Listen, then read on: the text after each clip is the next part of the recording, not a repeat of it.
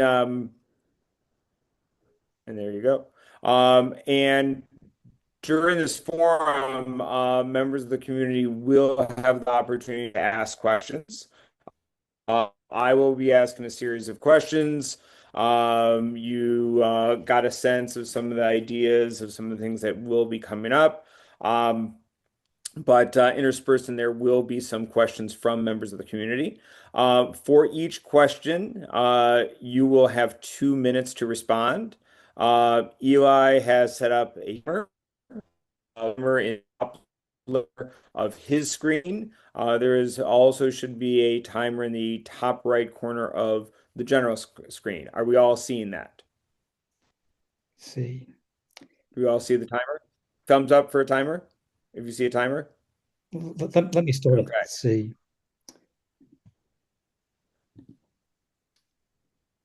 Okay, so it should go starting at 2 minutes. And at the 30-second mark, there is going to be a sound effect. It is going to be a bell, Eli. Is that correct? Just like this. So when there are 30 seconds left, Okay. And at the end of that final 30 seconds, you are going to hear.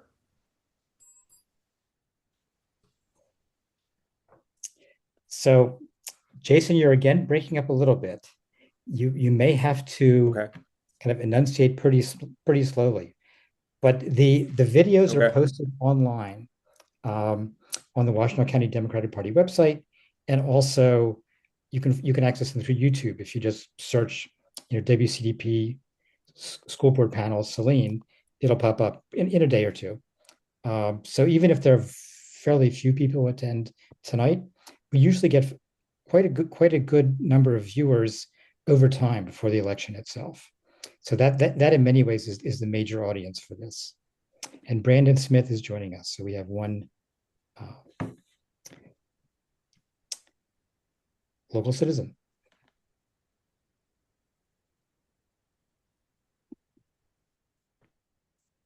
So, as I said earlier, you will each have 2 minutes for every question that you are asked. In addition, I will go in various orders. So, for the first question, we will be starting with DeAndre. By the way, DeAndre, Charlie, Christy, and Carl. Did I pronounce everyone's name correctly? Okay, great. So the first question, I will be addressing that to DeAndre, and we will be going in alphabetical order by last name. So DeAndre, then Charlie, then Christy, and Carl. With the next question after that, we will be rotating, so you're not going first, and it's staggered for each question going forward. Um, and again, after several questions, I will be opening it up to the audience um, to raise questions. Any questions before we proceed, or Eli, is there anything that you think needs to be added? I think your plan is to have initially opening statements. So before you ask questions, 2 minutes for opening remarks, explaining why you're running, your qualifications. And then I think you've also included a final 2 minutes for a closing statement. Exactly. That's still the plan? Okay. That is exactly it. Um, okay, well, I'm ready to start the timer if you want. Actually, we're not quite at 7 minutes, but When we hit 7 o'clock, and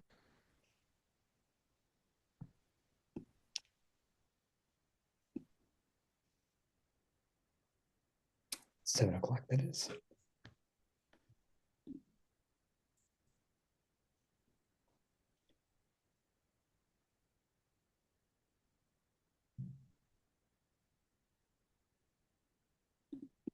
okay.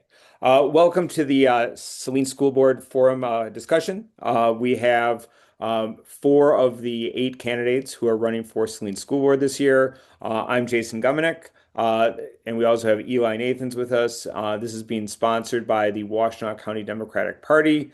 Do know that this is a nonpartisan election, and this is just trying to serve members of the community to get more information about the upcoming election without any regard to party preferences and all of that. And so we have four of the 8 candidates that are here tonight to discuss some of the issues. We have Carl Spina, with Christy Lilly, we have DeAndre Calvert, and we have Charlie Hurst.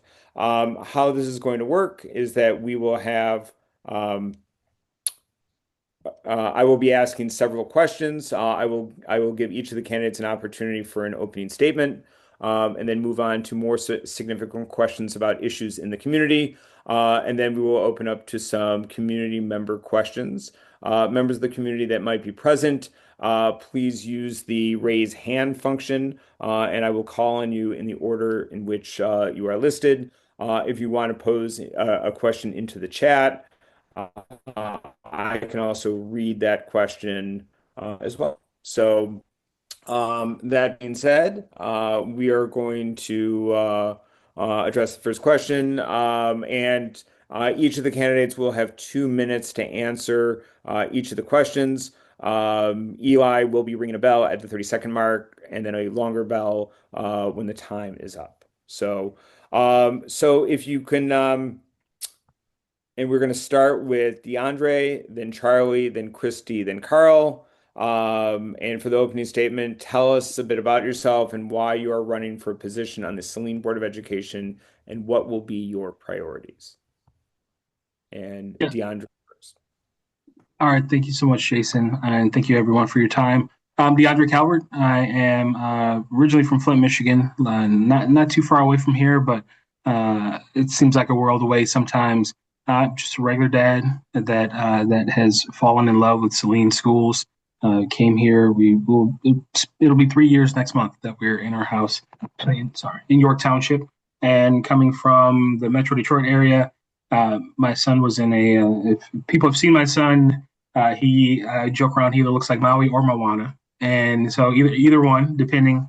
If we got $1 for every time, they thought he was a beautiful little girl, I'd probably be able to pay for his college. But we have come to this town and have just been welcomed with open arms. A little worried about the school, like it's excellent schools, but also learning about the issues before we came here. So Mrs. Hughes at Pleasant Ridge, I cannot thank her enough. We were looking at our first house out here, and we were out to lunch at Salt downtown Saline, and I emailed her, and she told us to come in, and we were able to talk to her, and it was really comforting. In the first day of class, Miss Hughes, we were in the office signing him in, and Miss Hughes reached out her hand to grab our son and took him to class. And when I tell you, when I got in the car, I cried like a baby because I felt seen, I felt heard. And Miss Sunan, rest her soul, was tremendous first grade teacher. I mean, that tag team welcomed us to the city so much in the school system, and I want to be a part of it. And I've been a part of every class and volunteering and building a community here with a lot of friends, or at a lot of parties at our house, and it's just been a great opportunity. Professionally, I've been in government and community for the last 15 years, whether that is being a community organizer, community developer, building block clubs, neighborhood associations, but also working in local government. So the woman who's now the mayor of the city of Detroit, I was her director of community relations for a number of years, and I also worked for the state, worked for the University of Michigan in public policy, and now work for the city of Ann Arbor. So I'm bringing my fatherhood and my experience in government and community to this position. Thank you, DeAndre. Charlie.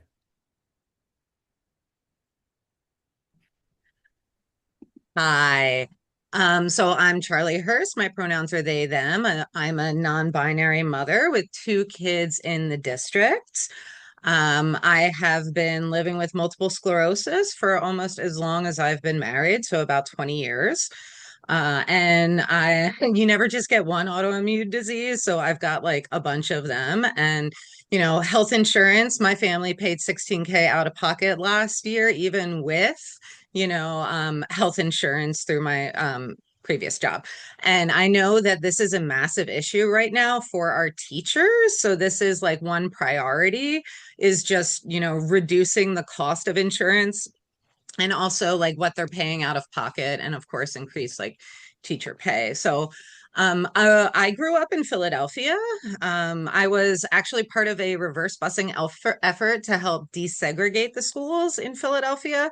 But the schools there were ill-equipped to support my brother's learning disabilities. He was 18 months older than me and was very challenging and very presenting outward. My family was able to move to the suburbs in 1990. But the schools and my family and friends never recognized my own neurodivergence. And I would say that the Methacton School District wasn't much better for my brother. So I wasn't diagnosed with neurodivergence till I was 41. And it was the process of parenting my child and his neurodivergence that I was like, wait a second, this kid's a lot like me. And for me, after graduation from high school, I did attend Temple University for 2 years. I did not graduate. I dropped out in 2000. I couldn't afford it. And then in 2004, I met my husband, Mac, who grew up in Ipsy. Thank Is you, that all Charlie. my time? Oh my God. You actually have 5 more seconds. I started you a little bit late.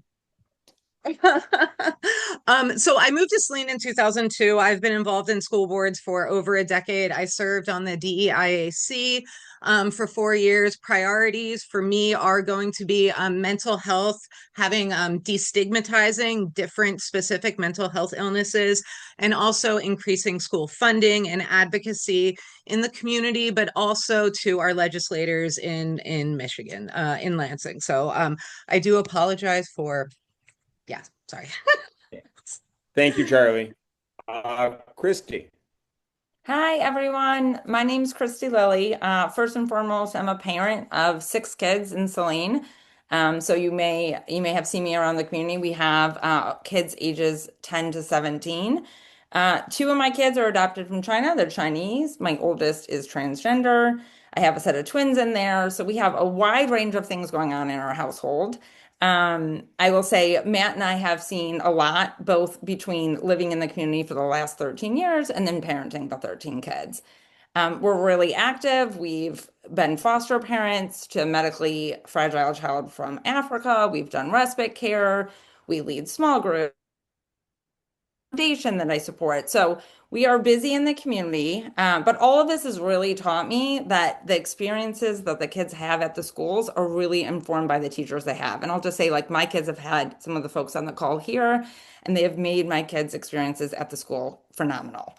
So I just want to thank you guys, prior administration, current board, all of the teachers for making my kids' experiences really good.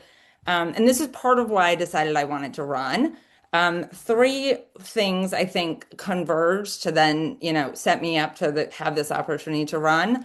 The first is just seeing the teachers go without a contract for 9 months. So that was really, an opportunity for me to look at the district and say, like, what's going on here? Why is this happening? Converging with that, to see a nearby district really struggle with some financial instability along with that has really shown me that, fiscal irresponsibility isn't abstract. It really does have impacts, and we're seeing that kind of play out live in local districts.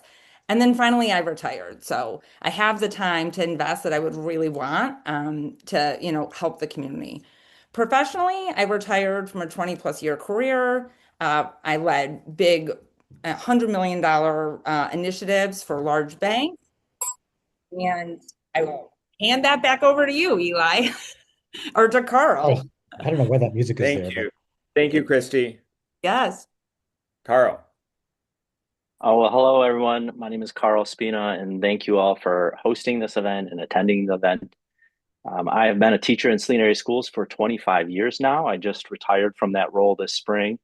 I've also been a coach for this community for 23 years now, and I was a union advocate in different roles for just over 20 years now. So the reason that really I want to run is because I feel like the expertise I've built up over those years, knowing the students, their parents, the value of our extracurricular activities, and the knowledge that I gained through my union activities, diving deeply into the finances of our school, working hard to understand the structures, both administratively and the teacher classroom assignment process, helping to write policy that manages our contract for our professionals, teachers in the district. So I built up this knowledge of the institution, and I'm ready to step aside from the classroom and the coaching duties. I really have enjoyed my career in both of those things as a teacher and a coach, and also as a union advocate. But I'm ready to move on, try something new. And this is a good time for my family and us financially. But that expertise that I built up over those 25 years working here, I want to continue to use it. And I feel like this is a really good role because I can still be working in education in a system I care about, a system that my oldest son has just graduated from, and my younger son is, benefiting from both academically and the extracurricular activities he's involved in. And I want to use my knowledge to make sure those opportunities continue for students. Thank you, Carl. Thank you very much. Um, we're going to move on to our first of several questions. And the next several questions typically relate more to policy issues and other issues that might come up as a member of the school board. And we're going to start with Charlie this time, move on to Christy, Carl, then DeAndre. Um, like many other districts in the area, Saline has been seen dropping student enrollment in recent years. While the state has recently been helpful in providing more funding, this may not last, and Saline schools may need to find ways to cut spending or raise revenue to achieve the goal of a balanced budget. State law prevents school districts from imposing local taxes to raise funds for operating expenses. As a school board member, what would your recommendation of spending areas to cut or ways to raise revenue be if the need arises? And again, we are starting with Charlie. If we want to increase revenue, we can increase enrollment by attracting new families to Saline area schools and being an amazing school of choice option for families living outside of our district boundaries. But that will only help so much because we do know that there is population decline that is impacting all of Michigan. So 80% of schools in Michigan have experienced enrollment decline. And there are some things that we can do along with WISD. There's a specific bond that we can put on the ballot to try and get funding. It's called a regional enhancement millage, which would support us here in Saline, but also all of the other schools in Washtenaw County. I also think that we can build community sponsorship and partner more with, Saline Social Services, the Foundation for Saline Area Schools, the Rotary Club, and also the great community organizations like the library as well. We need to advocate to increase funding for public schools, and we need to make sure that Lansing is doing their job, passing a budget on time, and making sure that we're getting all the funding that we need, because we'll probably continue to see cuts at the federal level. One way to cut costs would be to minimize administrative costs and look over where the district can save money. Like, I know we have association dues that we have to pay, but there are also grants that we could apply for that I think would really help. But one of the issues is that school funding follows students, and when a student leaves the district, the building doesn't get smaller, staff isn't reduced, gas still costs the same. So per pupil spending is often determined based on attendance rates for, okay, count days. Let's end them. Thank you very much. Thank you. Thank you, Charlie. Christy. All right, I'll start by saying no one runs for school board because they love spreadsheets, right? We do it because we love kids. That said, as I pointed out earlier, without the fiscal responsibility, school districts really can run into trouble, as we've seen locally. So to your point, birth rates declining, that's happening. There's not a lot that we can do to directly control that. To Charlie's point, we can control the services we provide to attract people to our district. Transparently, Matt and I were attracted to Saline 13 years ago because of the special education services. We knew we were adopting kids with special needs. We really liked the early education programs here. We like the athletics, robotics, all of these things that Saline does really well. We need to protect them. So when we think about the revenue and the expenses, on the revenue side, protecting those things really allows, the students, the school of choice to come in. We also have an opportunity to monetize the assets that we have. And you can probably tell by now, I nerdily do love spreadsheets, right? Like that is kind of my jam, right? So when you look at the budget and you look at the way we monetize things, I think we need to make sure that whenever we have those transfers coming in, that we're looking at, are we monetizing this appropriately? One really tiny and good example of something that I would ask if I was working with the board and looking at the budget is if you look at our budget on our transfers in line item, they have an item, it's like $300,000 from 2018. It's been $300,000 every year, never goes up, even though all the rest of our revenue and expenses go up 30 or 40%. The audit kind of references as a transfer in related to rentals and indirect costs from community ed. And my question would be, well, why wouldn't we increase that? If expenses have gone up 30 or 40%, why isn't that revenue going up? So I think generally speaking, taking a fine-tooth comb through that budget is what we should be doing. On the expenses side, I'll say protecting the classroom, using the general fund for the teachers is what it should be used for. Like we need to protect that. That means making sure every eligible expense is not being used there and can be used in the bonds and keeping it out of the general fund. Thank you, Christy. Carl. That question, I think in the future we might have some, concerns about the budget, just how budget cycles work and how our funding model is based on how the state is doing financially. There might be some concerns in the future. I know the budget that's posted on the school website right now shows like a $5.5 million deficit projected for this year. I wouldn't be concerned about that right now because the school tends to post really conservative budgets, and that budget was posted before the state aid budget was finalized. So now that we know those things, the school is, updating their budget based on the numbers that they know are official. They're getting a better look at enrollment. And so I'm not too worried about this year's budget. But let's say something happens and we see this decline in the state economy, and we have to make some decisions.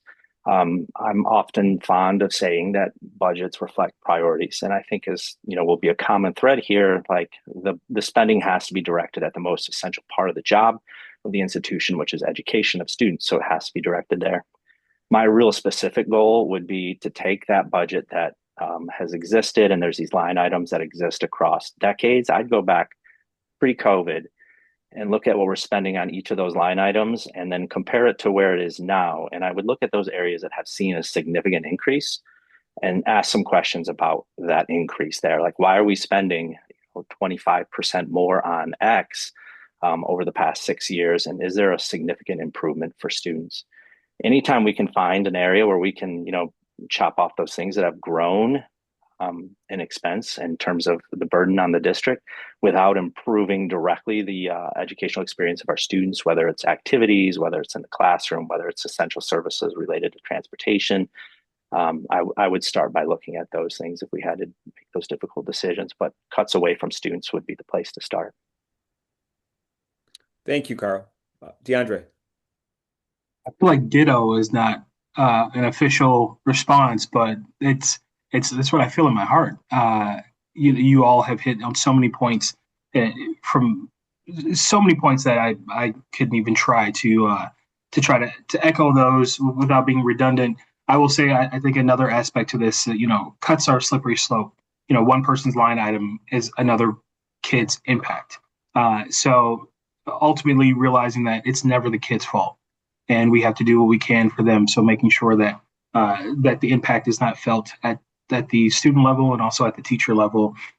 From my vantage point, I think another strong way that we could advocate for the schools is to advocate in Lansing, advocate to our governor, to our legislature, and making sure that we are visible, we are seen, we are heard, and making sure that we take that approach to have these government relations, that things are not just passed down to us, but we are also an active member there. There's one thing to be at the table in conversations, but you also have to be there to set the menu, to really, really make sure that you are heard and that you are connecting. And I think another aspect of this, to Charlie's earlier point, is building social capital and social resilience, leaning on the community, leaning on the pillars that are there, as Saline schools are a major part in that, but making sure that we are leaning in such a way that the support is felt. And if there are any ways to mitigate any of those big decisions that need to be made, but obviously, trying to get down to the finer points, the nitty gritty, to see what has been spent, to understand the decisions that have been made, and then to make a solid plan moving forward to ensure that our teachers and our students are not left when it's just boiling down to dollars and cents. Thank you, DeAndre. We're going to move on to our next question. For this question, we will start with Christy, followed by Carl, DeAndre, and Charlie. Superintendent Rachel Kowalski has been in the district for 1 year. Leadership is incredibly important in any organization, but hiring the superintendent and approving the budget and contract are among the most important roles for the Saline Board of Education. How will you best support the superintendent while also holding the superintendent accountable to ensure the mission of Saline schools? Christy. Great. I'll say, in my experience, a new leader's first 6 to 12 months is usually set up, right? You're learning the organization, figuring out how things work. It's the second year that really tells you the most. That's when the metrics start to move. That's when the culture settles in. That's when the feedback starts making it around. So she's a year in. So with year one, we gave her, there's a lot of room. We've made a lot of changes. I think this is the year that we'll see a lot of the fruition, or we'll see the metrics move or not move. And this is really raises the real question: how do we really know what success looks like, and making sure that we have the metrics aligned, and we're all aligned around those. In my mind, support and accountability aren't opposites. You can't really support someone without being honest with them, and you can't hold them accountable if you never had a goal to start with, right? So I do think if student achievement, teacher retention, financial health, these are the things that we're saying are important. We need to really get aligned on the metrics and what we expect or what we hope to see over the years. I'm hoping the strategic plan, is one that we all feel like we can all really guard around with those metrics, so that we can all see the needle move or not. I will say the guardrails run both ways there. So trustees, myself, or whoever's on the board, shouldn't become administrators. That's not their job, right? Your job is to support the superintendent, to then help create the culture that then enables all of the teachers and students to thrive. So my job would be, or I think the board's job is, to make sure we have accountable metrics, we're tracking it, and we're hearing real honest feedback from teachers, from staff, from students. The healthiest relationships usually have clear expectations, candid communications, and then just no surprises that come up. So that would be the relationship I would hope the board would continue, with Rachel and any sort of leadership, going forward. Thank you. Carl. I would start by approaching the accountability part of your question first. And accountability from the school board to the superintendent is really through the evaluation instrument. So I think, as if I were to make it as a trustee, I would really dig into that evaluation instrument that we use to judge the performance of our superintendent and know that really well forward and backwards. And as Christy was talking about, I would want to make sure I had the data to back up my evaluation of the superintendent based on the criteria that she knows she's being evaluated on. So I think in terms of accountability, I would provide it by being really well informed of the instrument that we use to evaluate her, and get the data that helps me evaluate her effectively. I just have to dig into that, the finances, the feedback from staff, the learning performance, those things. In terms of support, one of my good friends is fond of saying, clear is kind. So having really honest and forward and direct conversations with our superintendent along the way about that evaluation tool, like you're being evaluated on X, and this is what I'm seeing based on the data that I'm receiving. So giving that clear and direct feedback and being really honest. I think also support would come from clear, enforceable policy, and the board is in the process right now of evaluating and putting into place a whole new set of policies. So making sure that those are clear, enforceable, legal. And I think those things will help, keep our superintendent accountable to the tool that she is to be evaluated by, and provide her support so she can be successful in the role, and let her know along the way, like how she's doing and what we think and where we think we should, maybe improve. Thank you, Carl. DeAndre. Thank you. I think collaboration and accountability aren't mutually exclusive.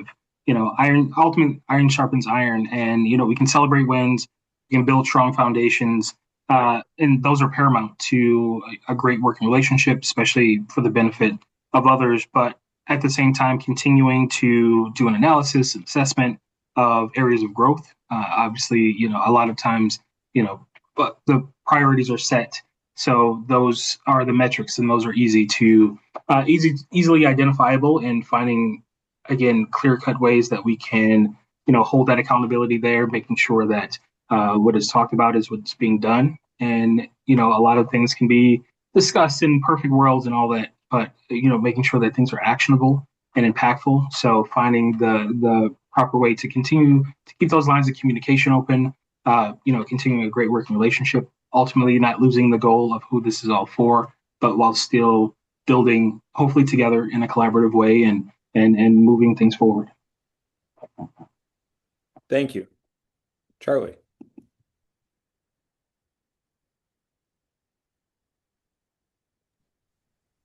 Thank you. It is certainly hard to be the fourth with such a knowledgeable group of individuals. So, yeah, I think that it's going to be really important to have like clear lines of delineation and roles and responsibilities, right? Because, the school board, we're kind of doing the big rocks and the superintendent is working on those little rocks, right? So, the superintendent is the sole employee of the school board. So like we're responsible for recruiting, hiring, evaluating, and terminating, the superintendent's, contract. And um, we have to invest time with, developing a relationship with the board and with Dr. Kowalski. And, I know she's put in some new, policies and, well, not policies, but organization. She's kind of changed some organization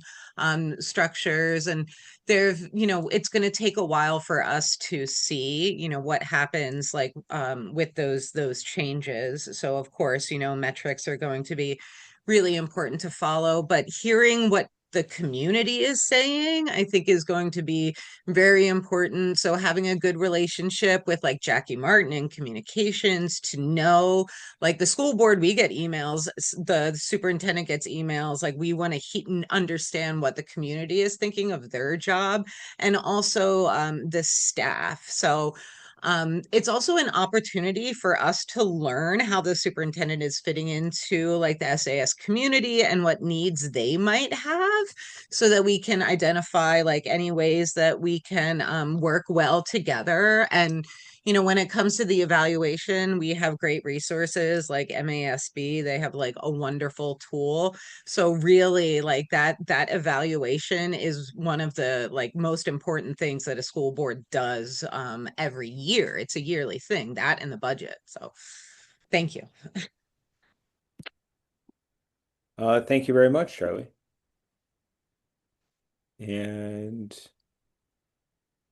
that concludes our question, correct? Yes, start with Christy. So what we're going to do now, we're going to have one more question right now, and after this question, we will move on to some audience questions. So if you're in the audience, you can start thinking about those questions that you may want to ask. Again, please use the hand raising function for that, but we'll get to that after this question. This question will start with Carl, followed by DeAndre, Charlie, and Christy. And this is a two-part question, so please listen carefully. Many of the people watching and listening tonight are here because they want their child to achieve their best.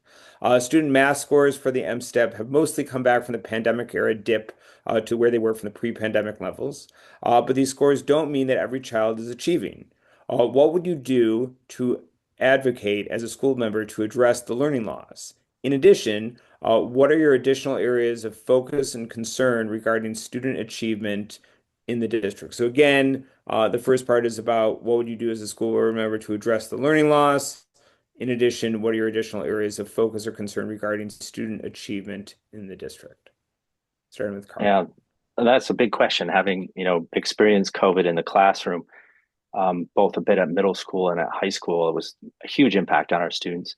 I was reading an article in Education Week the other day, and it talked about how the group that has been most impacted and is still struggling to really rebound are our students at the bottom, at the 10th percentile. So our students that struggle are struggling even more and struggling to make up that impact. So I think we have to realize, in making a plan to address it, we have to realize who first and most needs our help, and it's our students in the 10th percentile and below.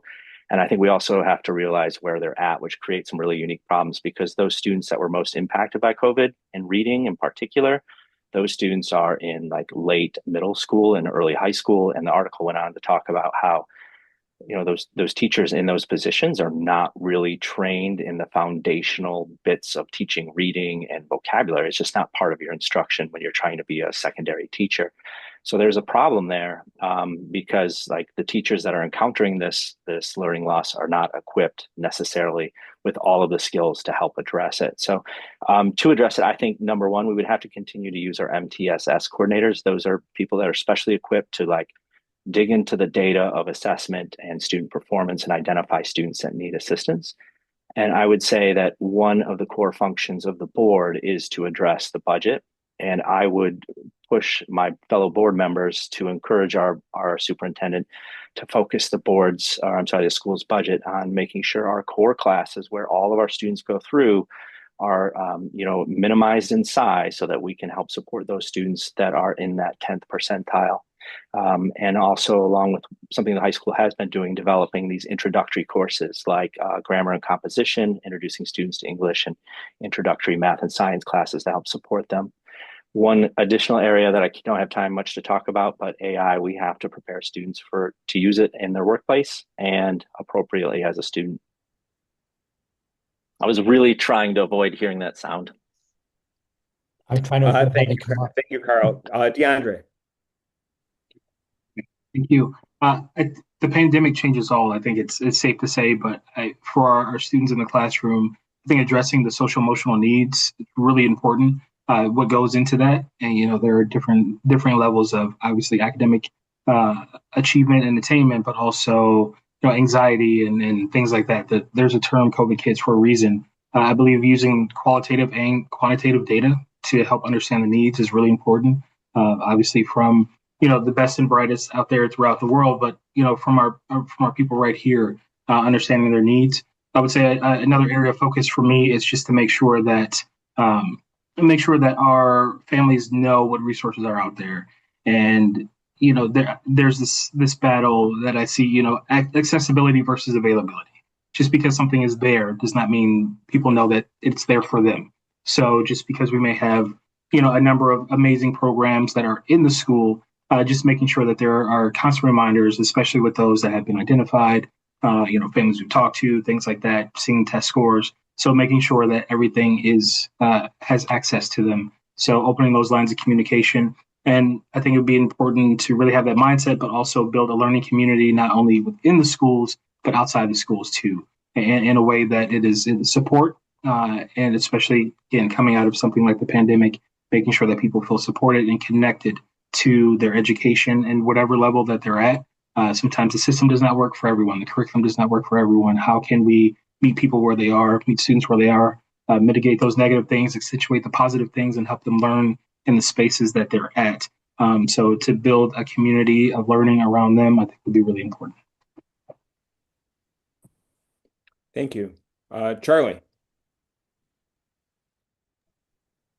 Yeah, so I'm going to start with like student success because it looks different from like for every student, but we want to make sure that they all feel valued, engaged, connected, nurtured, safe at school, but also in the larger community. So really, we do need to invest in mental health supports, and that includes more people in the building to support students. We also need to inspire students to become teachers, because there is a shortage. Teacher retention is also another way I think we should gauge, student success. I think that we can really, succeed as a district through relationship building, curriculum, targeted supports, and policies. So if we can deepen teacher-student relationships and engage parents more, do direct outreach to parents when a student isn't, doing very well in school, we really need to reduce absenteeism, keep kids in the class. We can also increase instructional time. COVID did cause learning loss, but summer slide has always been a real thing. We really need to make sure that we develop high intensity data driven instructional programs. And, when it comes to math, we can weave it through every subject, we also need to provide more support. So increase peer tutoring, using technology to our advantage. And then policies, we can create an office for like math improvement and a STEAM council. We can do something similar to the Alabama Numeracy Act, which involved like assessments, interventions, summer programs, and mathematics coaches to support students who needed, the extra help to catch up and succeed in school. Thank you. Christy.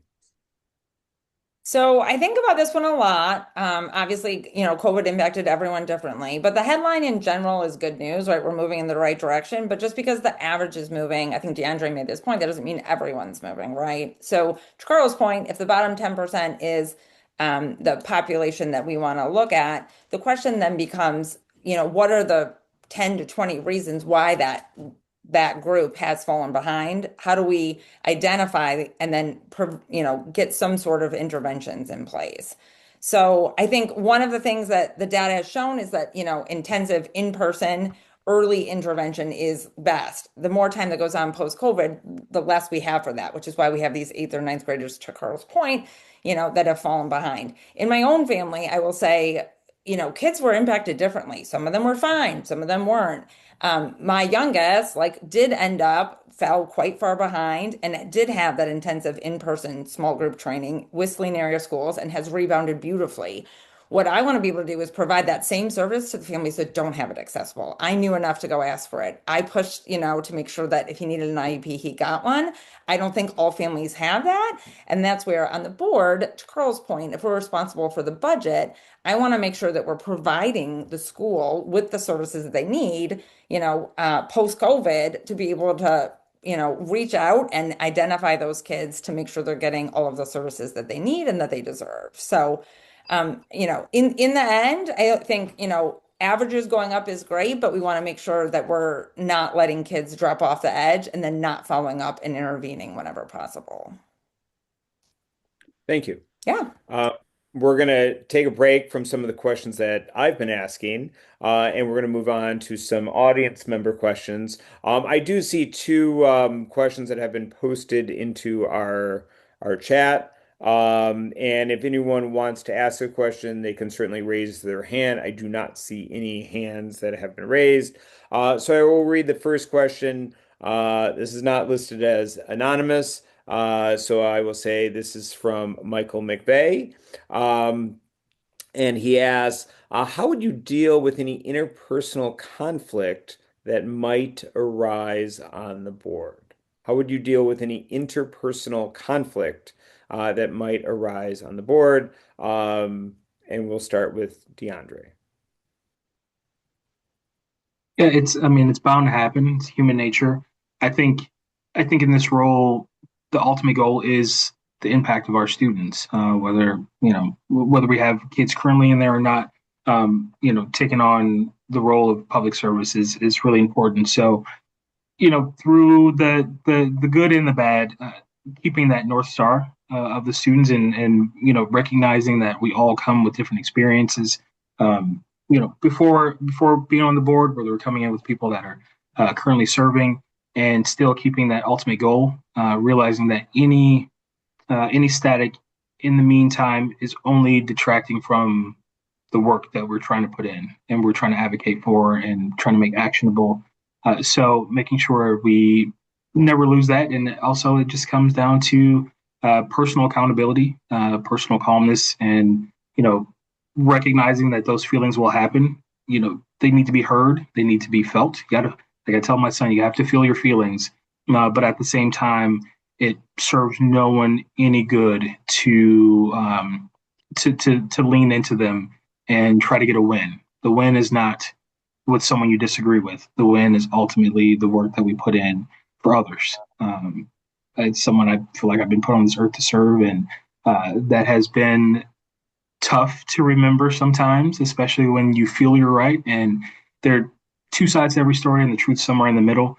And to be able to just take a breath and recognize that it sounds so simple, it sounds very elementary, but at the same time, we're all. I always joke around. There's only 17 faces on this planet. We're all just one of them, and personality types really don't differ that much. And once you realize that you can't change others, but you can change yourself. And taking that into consideration is really something that helps me, and it's something that I would hope to be able to mirror in this position. Thank you, DeAndre. Charlie. Um, oh, so, conflict will of course come up because we can't agree on everything, but I do believe we can find, common ground. And, on a school board, you don't have power as an individual. You need a majority to pass a policy to get anything done. And, when you think about it, a school board really is like a mini democracy, right? So we want to make this work on the local level, and we can always come back to what is in the best interest of students. What does the community want? Because we're there to represent the community, and we are accountable to the community.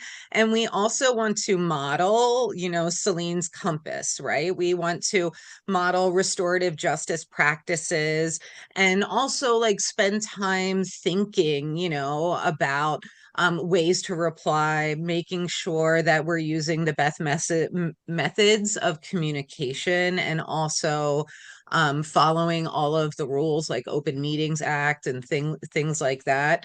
I think it's important to keep in mind that this is a working relationship that we have, so like on personal levels, we can agree to disagree on certain things, but at the core, we all have to believe that every single student deserves to succeed, regardless of any kind of difference that is involved. And currently in our community, that is not what is happening.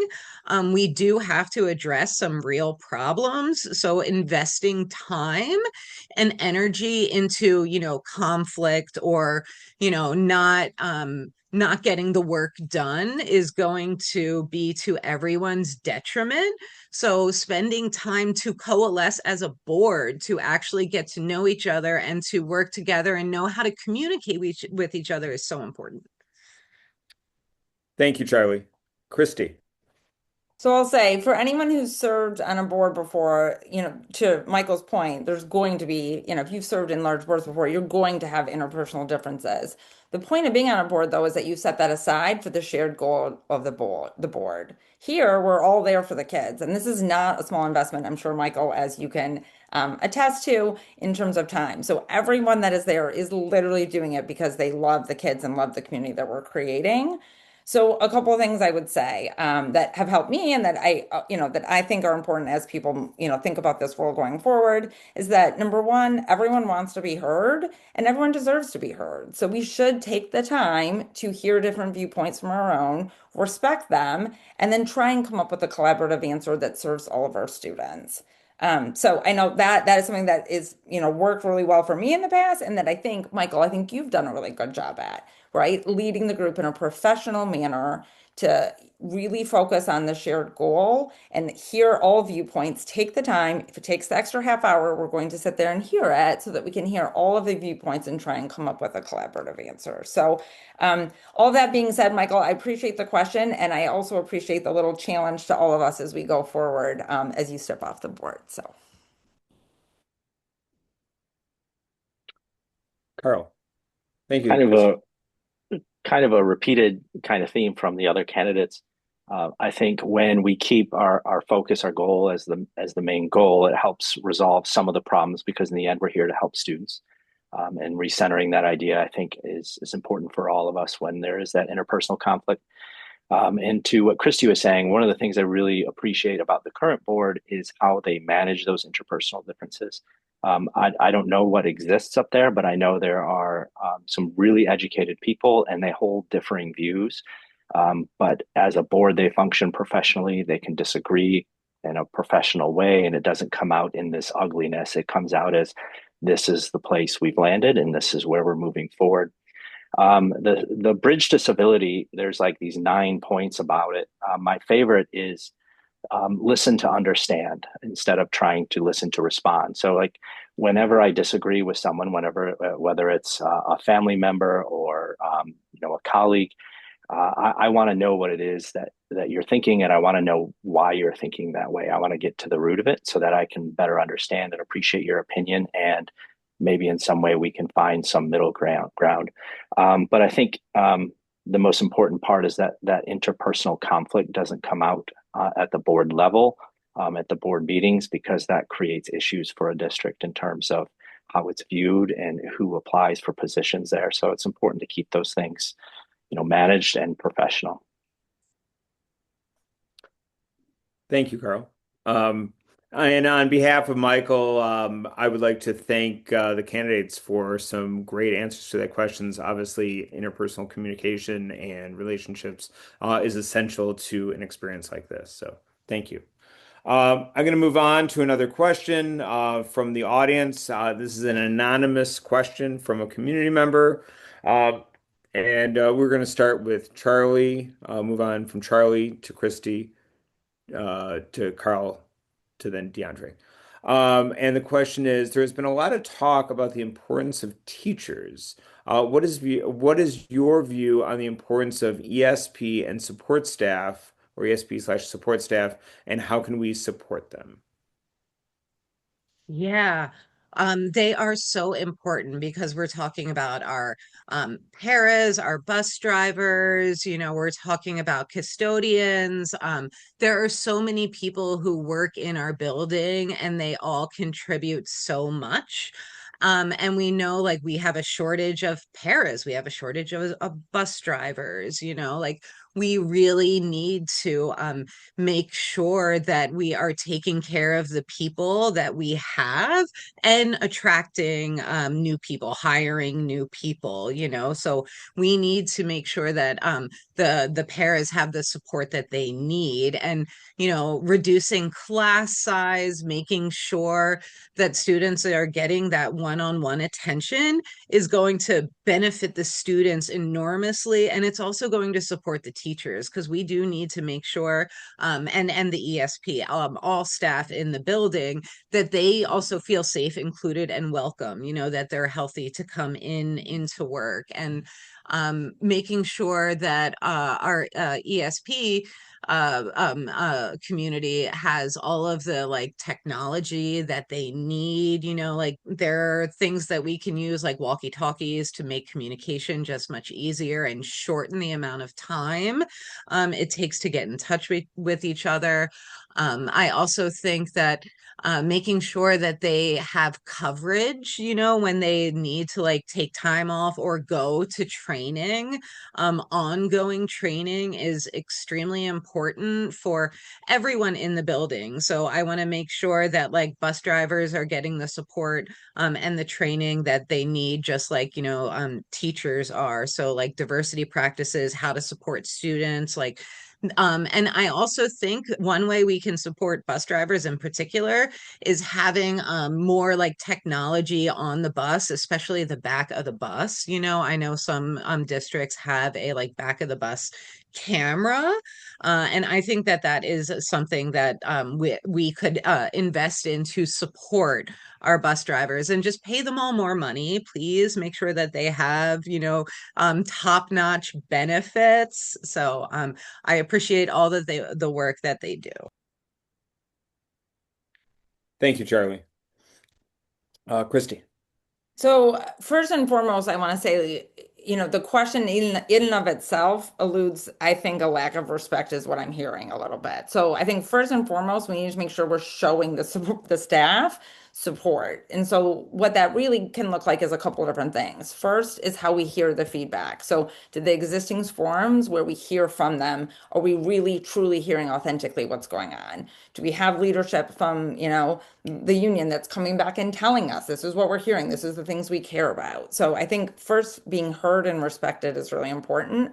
The second that I've heard just recently, as I've been ramping up talking to people around town on this issue, is really that the staff, their contract doesn't give all of the same benefits as the teachers. And so you start to question, why is that? Why would there be different sick days? Like, why are these things? And then does that then, equate to them feeling, that maybe there's a lack of respect or lack of equity there. So I think primary is we want to make sure we have metrics to track that we're doing what we want to, and that we have a feedback mechanism that's operating properly so that we can hear what is and isn't working in the different buildings and among the different type of staff. Because to your point, Charlie, there's such a diverse group of people, right? We have bus drivers, we have parapros, we have janitors, we have all these different types of people that are doing different types of job, but we need to be able to hear back from all of them what is working and what isn't, so that we can drive both the culture and just the experience to make it that everyone's feeling respected, receiving, and really wanting to come back and work here year over year because it's a place where employees want to be. Thank you. Thank you, Christy. Carl. Yeah, so when I talk about staff, I'm not just talking about certified staff. I'm talking about all of the staff in the buildings, whether they're part of the ESP group or the teachers group. And I want all staff to be excited to be an employee of Saline area schools, and because they're important. And we talk a lot about teachers, it's true. But also, like, it's the ESP group, the support professionals that keep the buildings open. They're the ones that like greet our families at the front door of the buildings. They're the ones that get our kids to school safely, and they have a really important role in the district. And I've heard some of them mention that at times they feel invisible. And to some of what Christy is saying, that is an indication that their voice is not being heard. But what makes a place, why would an ESP professional, a support professional, want to work in Saline? It's the same thing as anyone else. They want good benefits, they want good pay, they want good facilities, and they want to be treated like the professionals that they are. And we can look at their pay, we can quantify that, and we can compare that to different areas, and we can say, okay, are we treating them fairly in terms of pay and benefits? And then I think we have to dig a little bit harder to listen to our staff, so that the leadership from Liberty School all the way up to the board, including the superintendent, can really understand the culture of the school. Because I think doing that work there is going to address the tone of the question that was asked, like, how important are our ESP members? They keep the buildings open, they get us to school safe, they are essential to the district, and we can't let them feel invisible. Thank you. DeAndre. Yeah, I would say, listening is really important. But Carl, you mentioned listen to understand. I think that's key here, because there's no guidance, there's no policy, there's no mandate, no consultant that could tell any staff, especially our ESP, their lived experience and what they see every day. They are our front line, and in the ways that's how, especially people like me, coming in here, obviously met with Ms. Hughes, Ms. Sunan, but Mr. Tracy, at Pleasant Ridge was incredible, and we made sure that we weren't just, my wife gave gifts to all the teachers, but also the staff. I feel like there's more bags for the staff, because we realized the people that are doing the specials, and someone like Mr. Tracy making sure that he had a new multi-tool every year and all that stuff. Like, they are the people that welcome us in so many ways. So making sure they see they're heard, they're listened to, but it's actionable after that. Making sure they feel seen and appreciated, knowing that they are in these positions that really see different sides of all of our students. And just one of those big things, like, who helps those that help, and that could be something that we really step into that role for. And I think another important aspect is really supporting upper mobility in a number of these positions, and a number of these support positions.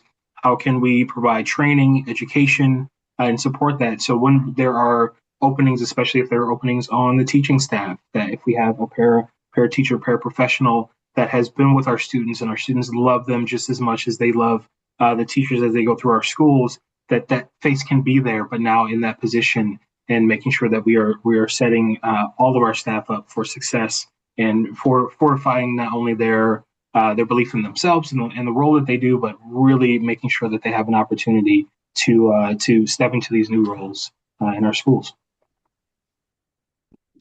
Thank you, DeAndre. That concludes our audience member questions. Speak now or forever hold your peace if you have a question out there. And thank you to that questioner from the community on the question about support staff. So we're going to shift back to some of the prepared questions that I had for tonight.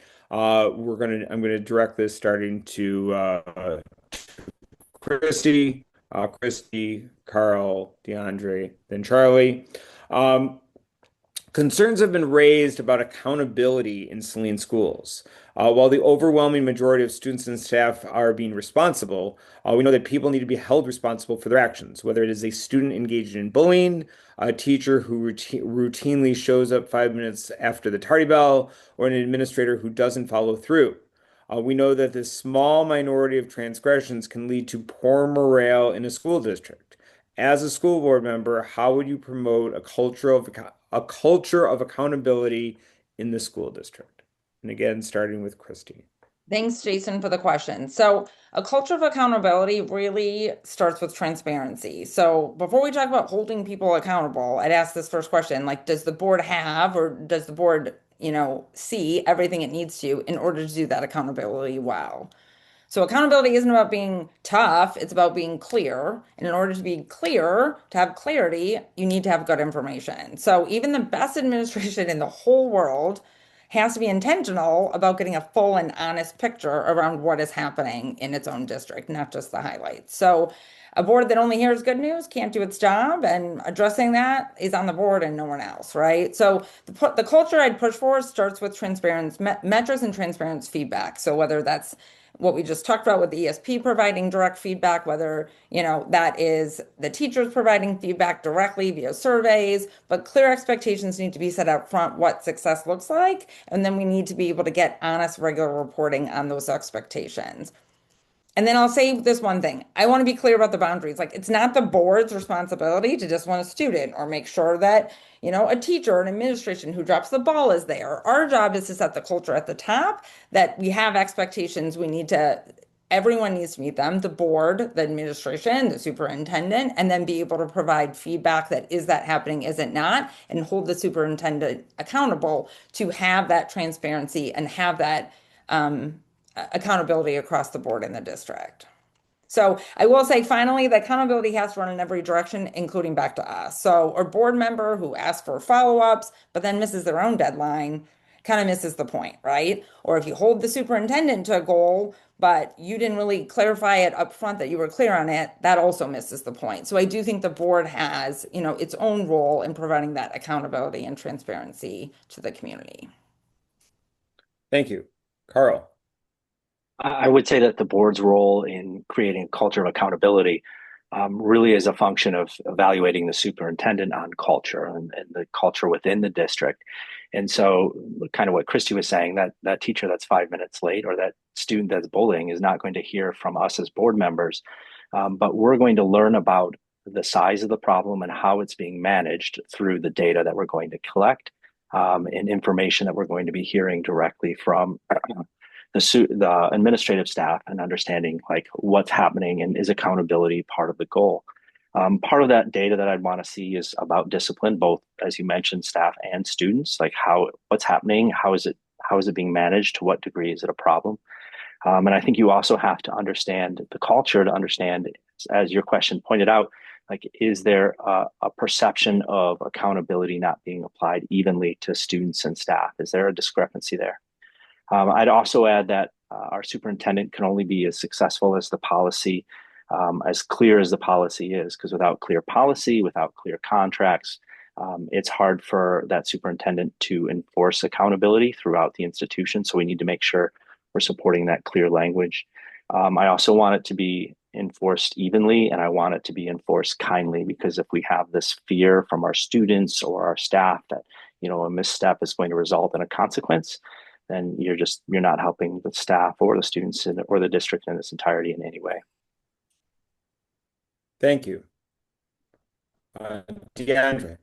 Yeah, kudos to all of those points. And I would say something, Christy, you mentioned about follow up. I think follow up and follow through is key in every way, whether it's whatever evaluation metric we're using. If there is no continuation of this, making sure things are seen through, making sure that there are concrete, finite decisions being made at the end, it all just kind of evaporates, and that continues. Whether you can even call it a community, not community, a culture. So making sure that there's follow up, there's follow through, there's understanding, there's communication around that, and not just letting things kind of fall by the wayside or letting them solve themselves. One thing I learned in my career is, once you delegate something, once someone's already overseeing it, kind of maybe fall back in the cut a little bit and like, oh, it's taken care of. But making sure that those stay top priorities, things that are always line items to follow up through and follow up with, and making sure that those are being seen. Also, making sure that there are some peer-to-peer accountability metrics there too. Again, making everyone stronger. So whether it's the students, if there are issues with bullying, make the bullies, I don't want to say make the bullies afraid, but they need to know that that's not okay. And if they do something, if they transgress against any student, that there will be other students that will not stand for that, and that will make sure that things are reported and documented and seen, and that they are not the ones that are afraid of any pushback. And same with teachers checking in with folks, making sure that people feel comfortable enough to go to their peers at whatever level, and that there's some peer-to-peer interaction, peer-to-peer accountability and conversations. And again, I just want to echo, it does come from the top and trickle down, but I think it's informed by the people that are experiencing these things. So making sure that we're taking that all into consideration. Thank you. Charlie. Excellent. I think y'all do great on a school board. I agree that equity is transparency, but equity is also ensuring that like we're doing our job, right? I'm sorry, accountability means ensuring that like we're doing our job and every student is achieving their potential. Teachers aren't being, penalized, and that the school district is providing resources equitably. We need to make sure everyone knows the expectations. And I feel like Saline Area Schools does that pretty well with the bridge disability and other kind of public facing, documents. We're not always the best at uniformly applying all of the policies. Like we really need a zero tolerance policy for hate speech. And we need to make sure that everyone in the building like considers themselves like a mandated reporter on this particular subject. And, when we talk about bullying, I'm sorry, I have to also mention parents, because we have seen parents bullying teachers. We have seen them bullying volunteers, and they need to be held accountable because, what are they being taught how to be a bully at home? Is this the behavior that's being modeled? If so, how can we help you? Can we develop a parent leadership program? They have something similar in like Grand Rapids, but really like accountability, it starts with making sure people feel invested in Saline area schools. Are they affirmed, supported, encouraged to succeed? And, this is coming back to like investing in mental health supports and well-being to prevent bullying from happening. We need to make sure our educators have a sense of safety. And once again, like quality healthcare. And yeah, exists enforcing those policies uniformly. But we want like every student and really every person in our community to feel like engaged in meaningful learning, connected to the community. So, civic engagement is so important.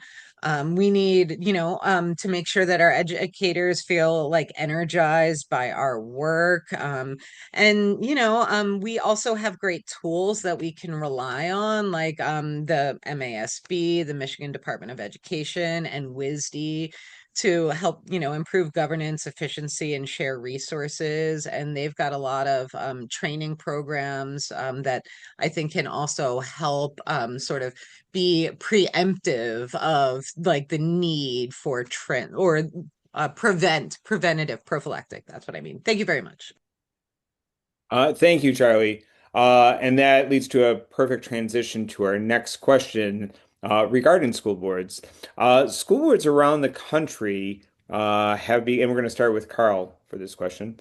School boards around the country have become ground zero for community conflict in recent years, whether addressing mask mandates during the COVID to DEI issues dealing with hate speech, bathroom access, and curriculum over the last few years. As a school board member, how will you address the enforcement of the non-discrimination policy and ensure the respect for diversity, equity, and inclusion, and also the individual freedom of students and staff to engage in the freedom of expression? And we'll start with Carl. That's a really big question. And we have seen the school board environment get increasingly difficult at times. I feel like we've avoided the worst of it for the most part. We're fortunate. We have had our moments, though.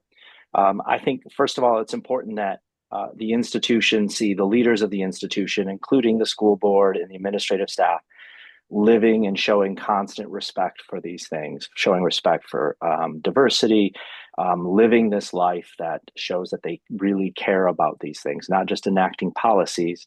Also, I think speaking and backing difficult decisions that are not always popular, but the right decisions for our groups that need additional support. And I think that's an important part, just living it. I also think training for our staff, and of course, I'm not going to design and implement this, but encouraging our administrative staff to consider, our training on freedom of an expression for students and staff really is part of your training when you're in college, and then it doesn't happen again. So creating opportunities for staff to think about and approach the rights of individuals in the school and understand those under scenario-based trainings, I think would be a valuable use of some of the time that staff have in training. And finally, I think a really unique way that really good work happens, we shouldn't make students do it, but through some of our clubs, they do really impressive work about bringing issues to the forefront and speaking to them. And we need to continue to support those clubs. We can't rely on those clubs and those students to do the issues, but we need to support them because they do really impressive work. Thank you. Andre. Yes, thank you.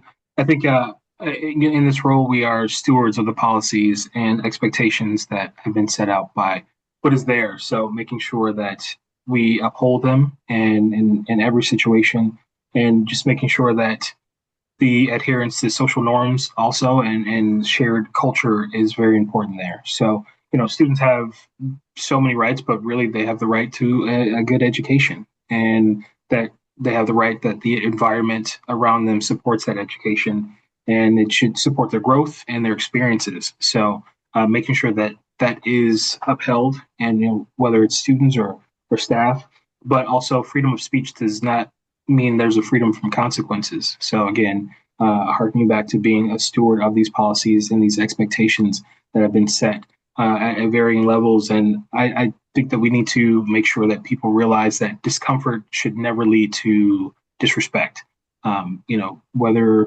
Whatever anyone believes on in any spectrum, I think in the human experience, we've all had our differences in a lot of ways.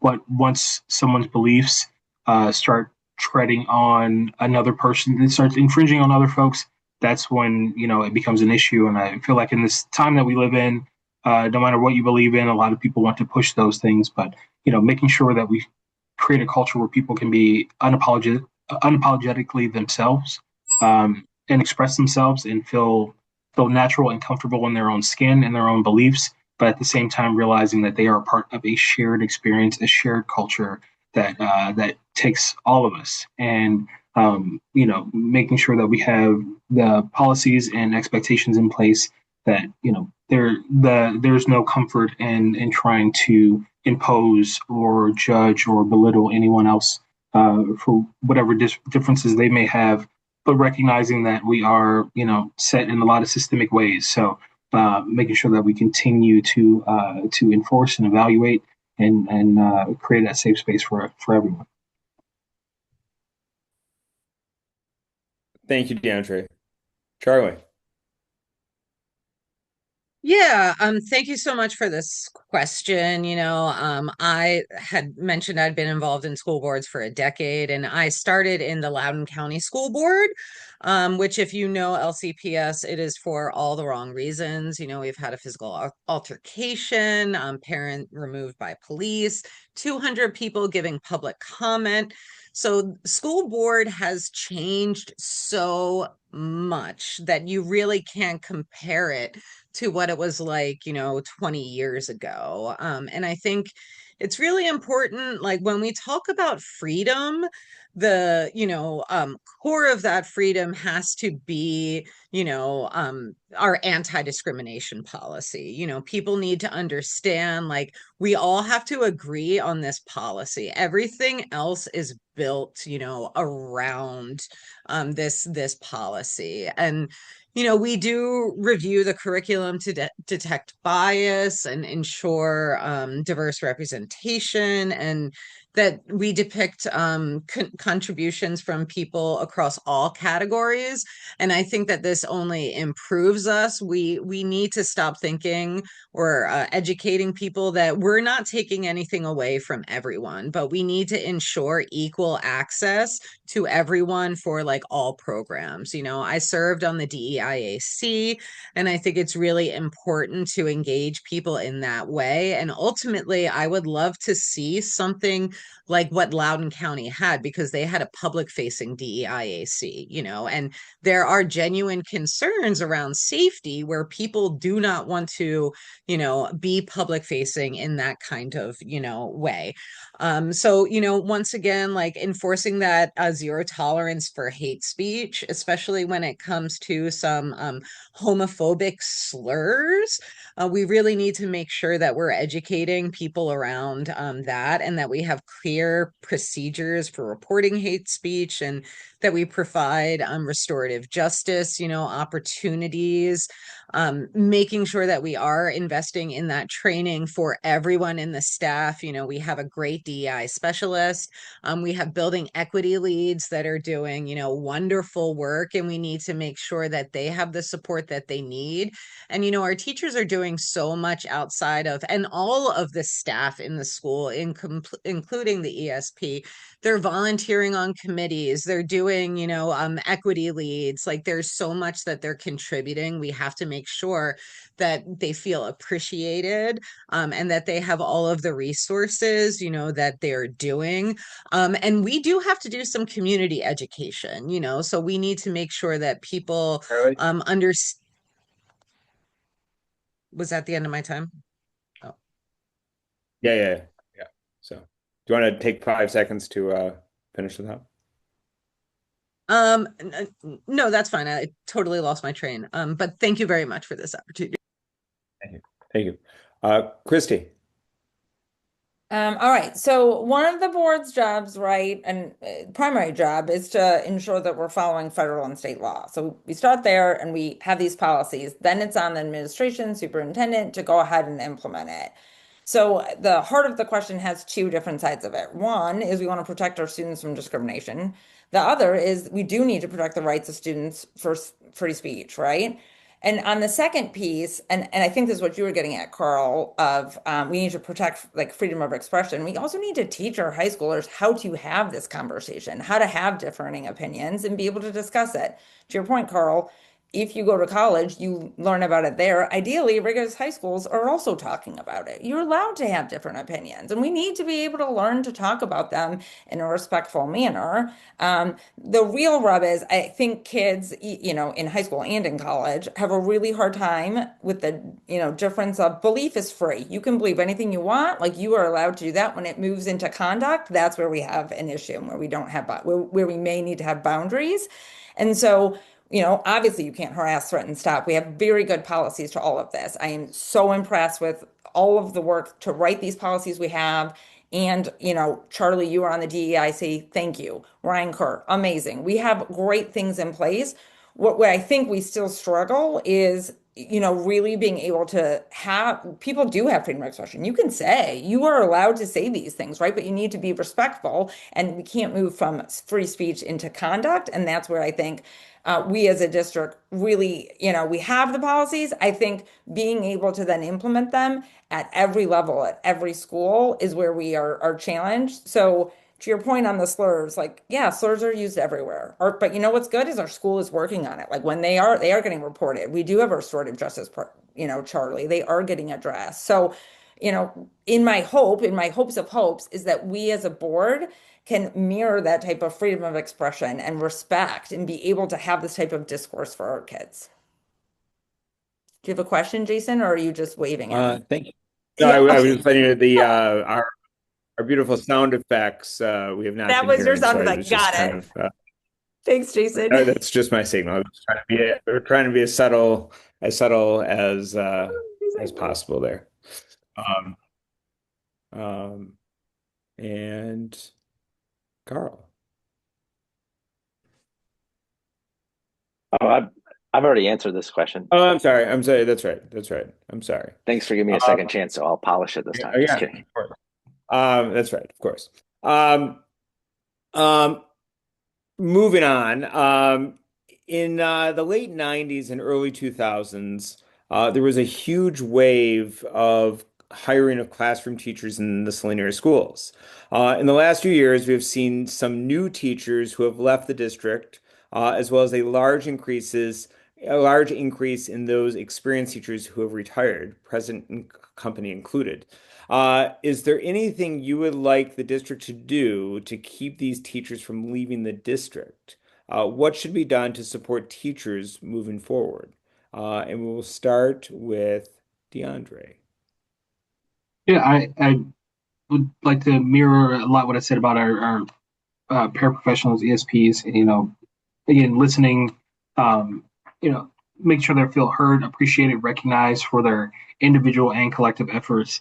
I think, especially in the days that we live in, we have to make sure that these positions benefits are competitive in a number of ways, and that could be financial, but also there are a lot of the fringe benefits, whether it is professional development, continuing education. I think one beautiful thing that I love about this area is that so many of our teachers are local. We see them.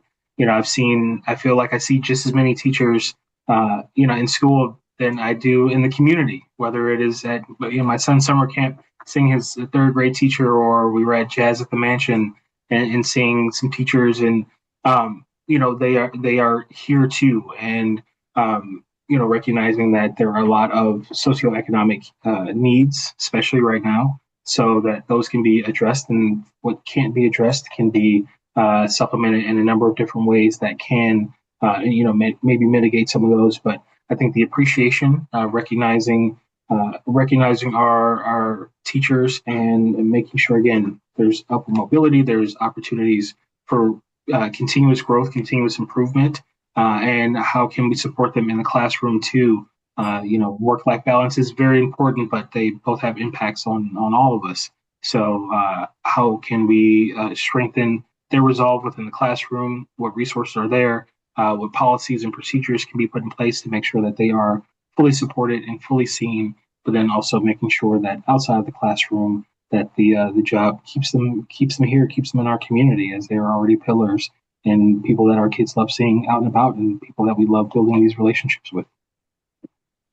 Thank you, DeAndre. Charlie. Yeah. I think, I've said it many times, we need to like pay a competitive salary, excellent benefits, provide a safe, supportive work environment. And we need to make sure they have all the supplies and training that they need. And I really don't want our teachers to have to rely on like Amazon wish lists or PTA fundraisers or like eat to donate to dine, whatever. They need to have these supplies, and I wonder if there are like more cost-effective ways that we can, provide teachers with everything they need for the classrooms. And this includes, like disinfecting wipes, tissues, PBIS prizes. There's so much that the community needs, and we do need to find creative ways to, meet these needs and funding to do it. But teachers are really underpaid, and they pay out of pocket for like so much. And they, invest in their classrooms to make sure that they're like welcoming. And that health insurance cost out of pocket is massive. So, attracting teachers to stay, teacher retention is, giving them the benefits that they need. Also inspiring people to become teachers. We have a shortage of teachers, so we already have a program to encourage our students to become teachers, investing in that program, and making sure that, we're having an environment that feels safe for people to become teachers. Like if you um, don't have the staff you need in a classroom to support the students in there, incidents can happen. And it's really important that people see teaching as a career path that is, worthy of their time and their energy. So I don't know what happened to the timer. It disappeared. So I do apologize. Thank you, Charlie. Christy. So I'll share that I share with DeAndre the concept that like the teachers in Saline is what makes it so special. Like my kids have had good experiences because of the teachers. Again, many of them on this call. So like this is one of the reasons that I'm running is really I want to protect teachers. All of that said, the teachers live the problems that they have every single day. On the board, I think our job should be able to hear them cleanly, like, and through a lens of authenticity. So, as we talked about with the ESP staff, like, I want to make sure that the data we're actually getting tells us where we are seeing challenges. So, not just on average, these are the scores, right? But what buildings, what areas, is it, like what departments are having feedback or scores that come back that suggest that they are looking to leave, and then why is that happening, with then direct initiatives to go ahead and address those. So, I would imagine year over year those things change. What I would like to hear or see is a continuation of these surveys where we can get authentic feedback, really well done surveys that are not through administration, that are anonymous, where we can hear and see, and then the administration can take that information that's been anonymized and sanitized and then go create initiatives to address the specific pain points so we don't lose everyone out of one building or everyone in one department, that we don't see these really low satisfaction ratings, and that we can then address them. So I guess I would say all in all, like teacher retention and support is the reason that we stay in Saline, because we love the teachers. And what I think we need to do is hear from the teachers and then make sure that we're addressing the concerns, be it compensation, benefits, any of those things. The last thing I think I'll say is the culture, and this is kind of true at the top of the house, both with the board and the superintendent. Culture is what makes people stay. People like in the like at the end of the day, yes, people leave, but people leave for money. They may leave over time. People leave immediately because of the culture in their immediate working environment. That's their manager, the people they're working with. And so I think having a good culture and driving that in all of our buildings and departments, and no matter who you are, I think looking at that culture score is really, really important. Thank you. Thank you. Carl. Uh, I don't know if you share this feeling, Jason, but I feel like question number 7 really hit home. Um, I was one of those staff hired in early 2000. Hired in 2001, and I'm one of those staff that who left and 25 years in at the prime of my career, the prime of my earning years. I'm leaving a well-respected district. And thought I was doing a wonderful job as a teacher and a coach, and I enjoyed what I was doing, but why am I leaving? Why are so many of my colleagues leaving? Superintendent Kowalski, when she was in the interview process, highlighted the same issue. She pointed out in her stats, I can't believe this is correct, but it was from her part of her interview. Fewer than 20% of the staff we hire make it 5 years. That includes teachers and support staff. So fewer than 20% of the staff hired this year will be here in 5 years if the trend continues. And there's teachers and staff members want the same things as anyone else. They want to be compensated fairly. They want good working conditions. They want to feel like the drive of a mission. They want to be treated by like professionals. And Christy's exactly right. The people that work around you have a huge impact on where you stay and where you go, or why you stay or why you go. I think the administrative team and the board needs to do some really careful listening to the staff of the school, and then figure out from that feedback what needs to be changed. Is it a quality of life issue, a work-life balance issue, a respect issue, as all of the board members or the candidates have already suggested? Why are we seeing this unusually low retention rate in Saline? Thank you.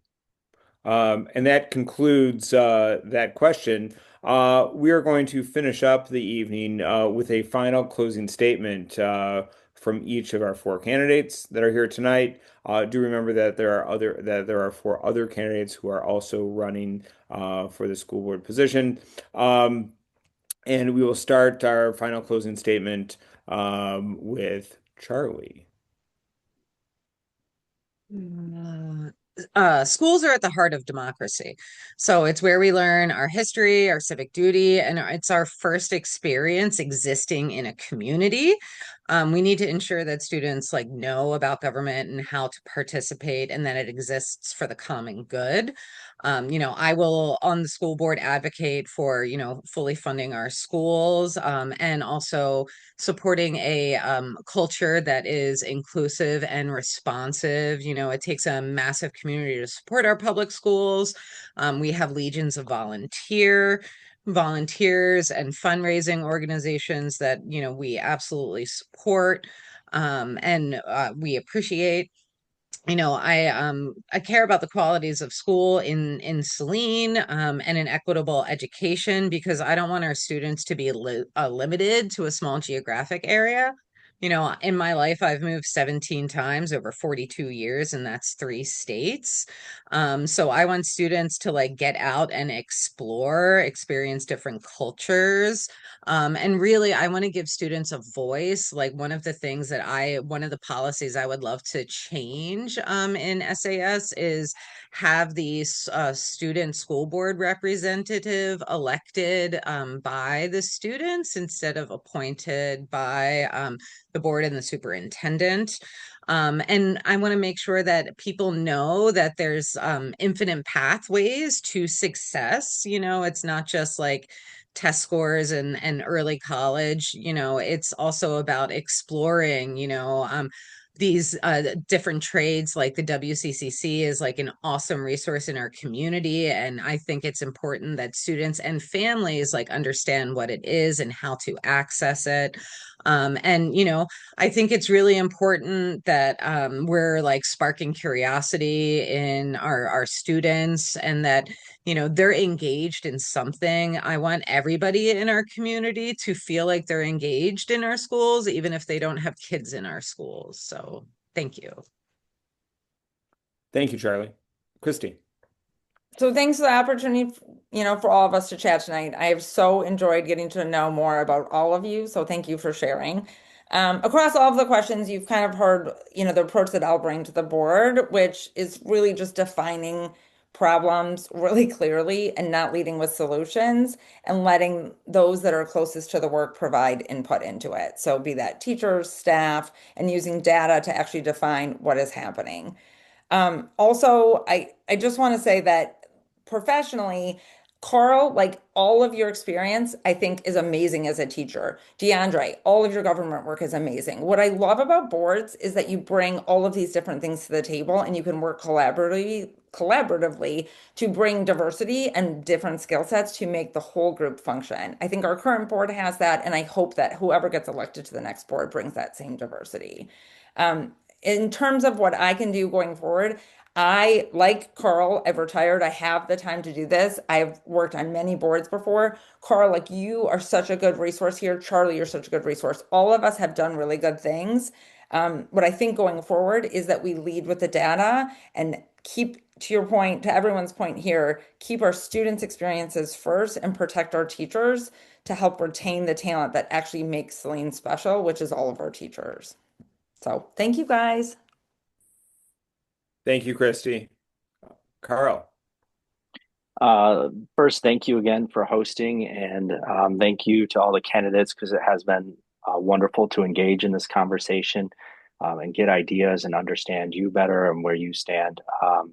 And I think if I had to make a closing statement, if I wanted to leave the viewers with all seven of them for now, hopefully the like hundreds that tune in later with one thought, my goal is to bring my deep, broad knowledge of this institution to a board level so that I can help the board make some decisions and bring that knowledge of my students and their parents and the broad views that those groups have of the clubs and activities and sports outside of school and the law and the school finance and the budget and bring all of those things to bear in a role that is still adjacent to school, really working with schools, but not quite as demanding as my teaching career. I want to bring all those things there to continue supporting the district that has given me this professional experience. And I want to be there for all of the students, the families, and the staff in our community. Thank you, Carl. DeAndre. Thank you all. This has been a great experience and definitely learned a lot. And it just ultimately makes me feel as again being a parent and enjoying and just seeing how amazing this school system is. It made me want to do this, but it also makes me very comfortable that it's in great hands. And from my experience, the community is defined by various factors.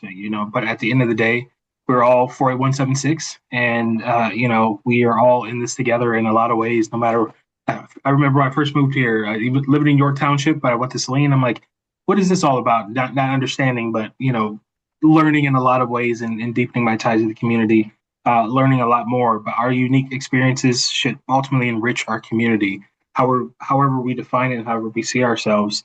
Again, being from Flint, being from a community that does not look like this one. One thing I always tell my son is we stand out. No matter what commonalities we have, I will always be a 6'1", 200-pound black man with natural hair, and my son will always be this caramel colored hair down to his bottom. And I told him in this town we stand out, but we have built a community in such a way and had so many supports and welcoming friends and people and teachers and staff that we have not seen those issues. And it makes me proud to live on a street bookmarked by 2 farms while I'm outside on my tractor too. This has just been such a welcoming place. And I just want to do more to learn and to make an impact here. A lot of the systems that are in place in this nation were created by people that don't look like me.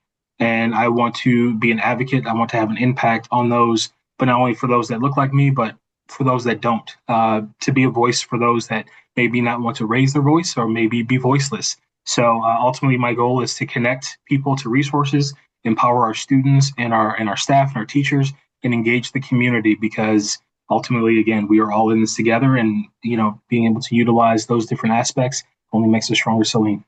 Thank you all.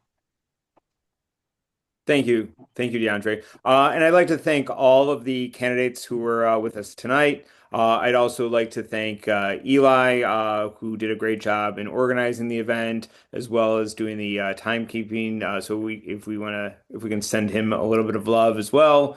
And I'd like to thank all the people who came out tonight to view or listen to this event. Obviously, we all know that representative democracy is the backbone of a great society, and doing this on the local level is essential to the lives that we lead. So, thank you very much for being here tonight, and best wishes to everyone going forward. And we know that many more people will be listening and watching via YouTube or from the Washington County Democratic Party website. So, thank you very much, and have a wonderful evening. Thank Thanks, Mike. you. Thank you very much.